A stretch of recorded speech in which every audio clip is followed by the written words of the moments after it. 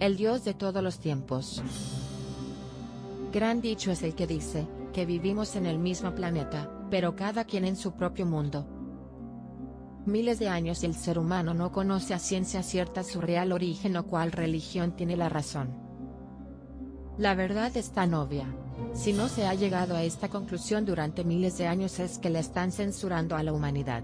Desde tiempos antiguos, hasta nuestros tiempos ha existido un Dios que se ha mantenido siempre presente. Vamos a analizarlo y tengamos coherencia. Su gran notoriedad en el pasado, de la que se tiene data, fue en Egipto, pero se cree que originalmente este dios es griego o de Iberia. Aquí estaremos presentando y analizando a esta figura tan importante e ignorada en estos tiempos, por la mayoría de las personas.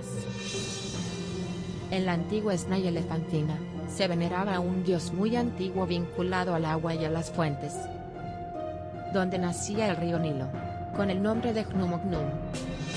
Era considerado el creador del huevo primordial de donde surgió la luz solar, el inicio de los tiempos, que dio vida al mundo, al universo y a los dioses. El dios del agua, el alfarero que hizo a los hombres del barro en su forma de niños, y los colocaba en el vientre de sus madres. El omnipotente Dios plasmador de sueños, el que se creó a sí mismo, el todopoderoso, el gobernante de las riberas. También era guardián de las aguas del inframundo, y custodio de las fuentes del Nilo en Elefantina. Gnum fue el dios que creó a la humanidad. Era representado como un carnero o un hombre con cabeza de carnero, a veces con 4 cabezas de carnero simbolizando los 4 elementos o los 4 puntos cardinales, o completamente de color azul, también sosteniendo una jarra con agua que fluye de ella, lo que indica su vínculo con el Nilo. Recibía el título de Señor de la Catarata. Fue venerado en Ipselis, Antinoe, Philae y Heracleopolis Magna, bajo el nombre de Erisaf. En Ipselis se fundió con Set, que sarcásticamente es el dios de la sequía y del desierto de la mitología egipcia. Su culto se remonta al periodo predinástico final del V-milenio al 3200 a.C. Se piensa que su equivalente griego es Heracles. Con el tiempo a este dios se le conoció más por el nombre de Amón, el dios principal de los egipcios.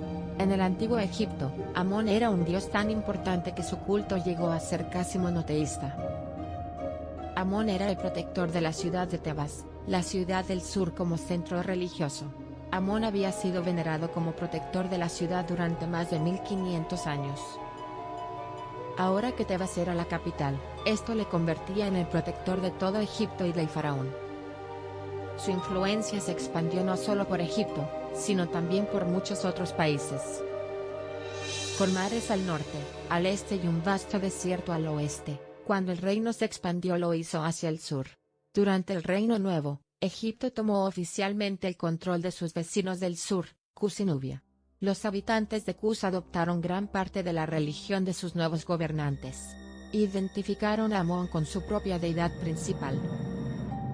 Tanto en Nubia como en Sudán, las evidencias de templos a Amón, bajo el nombre local de Amani, demuestran que su culto persistió al menos hasta el siglo I después de Cristo.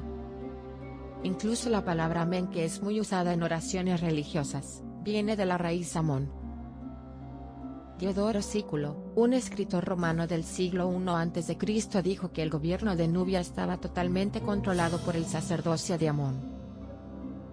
En Libia, el culto a Amón fue introducido por los griegos, y pronto se centró en el oráculo de Oasis. En fecha tan tardía como el 540 a.C., en Grecia se construyeron templos a Amón en Esparta y Megalópolis. Se le dedicó una estatua en Delfos, y el poeta Píndaro escribió odas en alabanza del dios egipcio. Ellos asociaron al dios egipcio con Zeus. Esto explicaría la existencia de las dos ciudades llamadas Tebas, la cual se encuentran en Egipto y la otra en Grecia. Los romanos lo identificaron con su propio dios principal, Júpiter. Amón Júpiter fue ampliamente venerado en el norte de África Latina, donde su nombre pasó a nuestra lengua. En esta moneda vemos que Zeus Amón porta un tridente, lo cual lo convierte en el mismo Poseidón. Con el paso del tiempo el culto a otro dios se popularizó. La figura de Ra se hacía fuerte y la del dios Amón disminuía. El culto a Amón seguía siendo menor en el resto de Egipto, pero era demasiado antiguo y poderoso en Tebas como para sustituirlo simplemente por el de Ra. En su lugar, se combinaron los dos dioses. Es aquí donde nace Amón-Ra. Otro personaje asociado a Amón fue Alejandro Magno, quien fue reconocido por el oráculo de Siwa como la reencarnación del dios Amón, por lo tanto el mismo Zeus y por consecuencia el propio Hércules. En la historia de Alejandro Magno tenemos varias versiones de quién fue su padre, siendo la del rey Filipo II la más aceptada. Pero otra versión nombra a Zeus como su padre. No hay que negar que la figura de Alejandro el Grande es grande. A su corta edad fue rey de Macedonia, hegemón de Grecia, faraón de Egipto, rey de Asia y gran rey de Media y Persia. Para ser un personaje real, sus hazañas fueron dignas como las de los héroes mitológicos griegos. La figura de Alejandro Magno era conocida, no solo en los confines de la civilización grecorromana, sino también en la islámica y en el Extremo Oriente, en la India y en los pueblos de lengua turca. Se sabe que en muchos lugares se le veneraba como a un dios. Estas son algunas monedas donde representan a Alejandro como Amón y Zeus. Jesús es el mismo Zeus. El nombre de Jesús solo existe desde hace unos 400 años. Esto se debe a que antes de esa fecha, la letra J no existía en el idioma inglés. En la literatura y las escrituras antes de la introducción de la letra J, la figura conocida como Jesús se conocía como Jesús.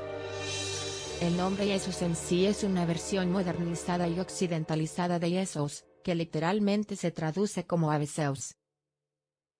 La historia de Zeus y Jesús comparte varias similitudes, como sus nacimientos.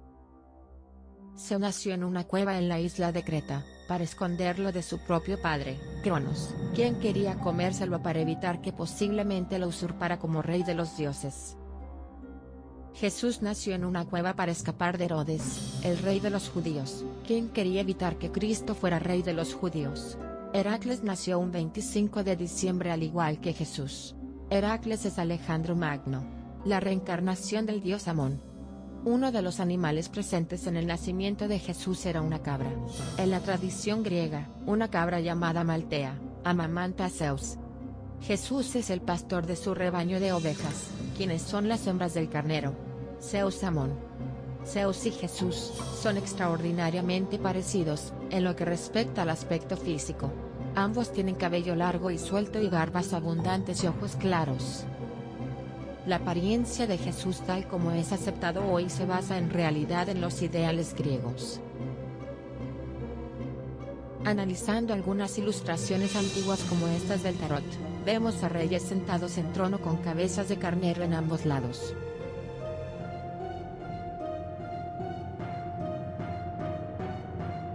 ¿Acaso esto sí ocurrió?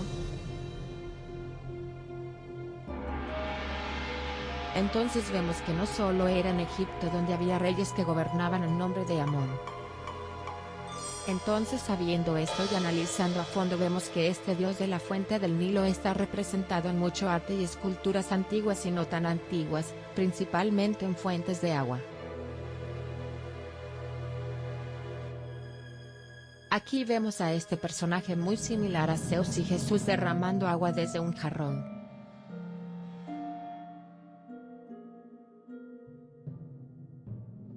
¿Representación del dios Amón? También lo muestran como un anciano. En muchos países podemos encontrarlo, bajo el nombre de Noé.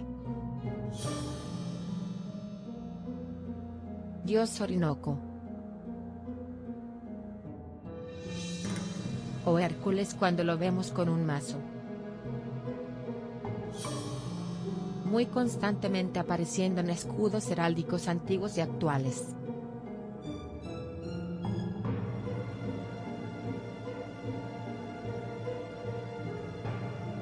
También es la figura del signo Acuario. Aquí en estas imágenes que hablan por sí solas. Vemos cómo es humillado y el jarrón ya no fluye el agua.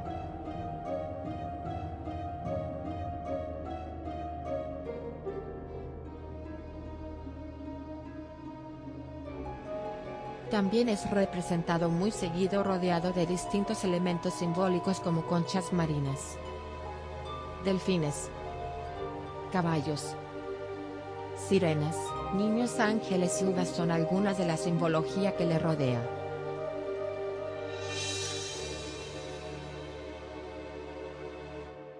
Pero de todas las simbologías, hay una muy especial, que pasa desapercibida siendo la más importante. Lo que se conoce sobre Iberia, su cultura, su lengua y creencias es muy poco o casi nada. Una de las esculturas iberas más famosas es la Dama de Elche. Vemos a esta mujer con un peinado muy peculiar, es una especie de dos discos, uno en cada lado. ¿A qué le recuerdan esos discos? Sí, esos discos en cada oreja, representan los cuernos de Amón.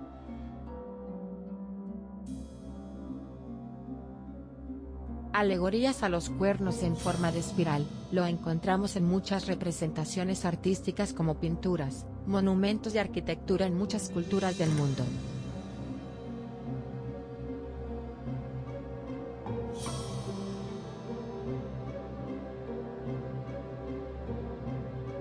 Aquí vemos al dios Quetzalcóatl también simbolizando que representa a Iberia.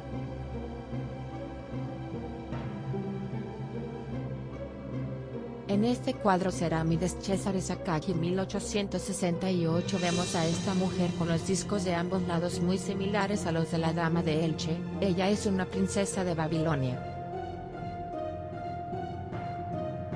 Vean cómo Disney nos dice que Hércules es el dios Amón.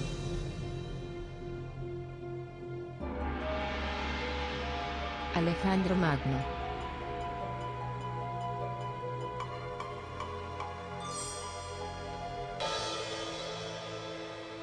Petroglifos en Venezuela con más de 2000 años de antigüedad.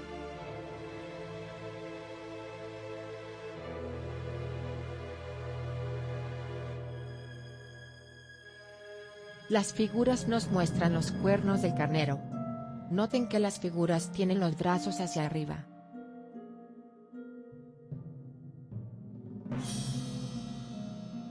Muy similar a cómo le colocan los brazos a Jesús.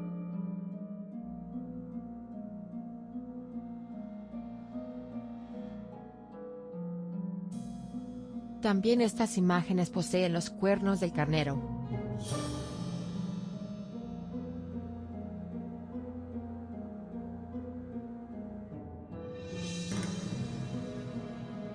Entonces vemos que la historia aprendida en las escuelas no es como la cuenta.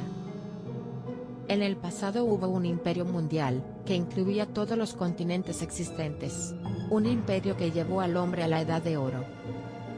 La humanidad ha ido declinando a consecuencia del que el bando contrario tomara el poder, y al día de hoy hacen todo lo posible por enterrar la historia de la humanidad, manteniéndonos entretenidos para que no analicemos todo esto. Creando nuevas culturas rock, pop, fútbol, Marvel, etc.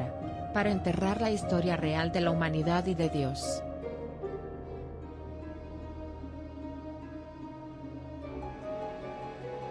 Despierta.